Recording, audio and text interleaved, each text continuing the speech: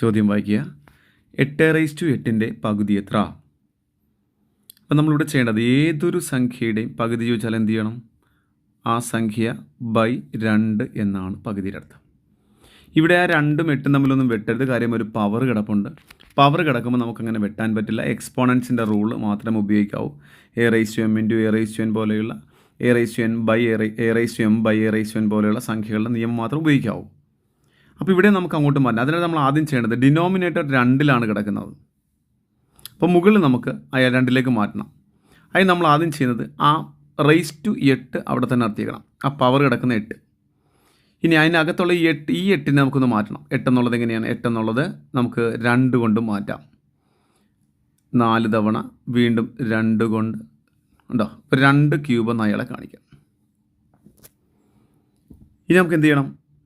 a/m the whole rise to n എന്ന് പറയുന്നൊരു equation ഉണ്ട്. a/m n എന്നാണ്. വേറെ ഒന്നുമില്ല, ഒരു സംഖ്യയ്ക്ക് തന്നെ 2 പവറുകൾ. ഇവിടെ തന്നെ 2 എന്ന് പറയുന്ന ആൾക്ക് 3 എന്ന് പറയുന്ന പവറും 8 എന്ന് പവറും. അപ്പോൾ നമ്മൾ എന്ത് ചെയ്യും? ആ 2 കൂടെ ഗുണിക്കണം. ആ 2 എന്ന് കാണിച്ചിട്ട് 3 × 8 എന്ന് കാണിക്കണം. ഡിവൈഡ് ബൈ 2 അങ്ങനെ തന്നെ. 2n3 24 എന്നാണ്. ഡിവൈഡ് ബൈ 2 വെറുതെ 2 കാണിച്ചാൽ പവർ 1 എന്നാണ്. ഇപ്പം നമ്മൾ പഠിച്ചിട്ടുണ്ട് a/m ബൈ a/n എന്ന് വെച്ചാൽ ആരാണ്? a/m മൈനസ് n എന്നാണ്.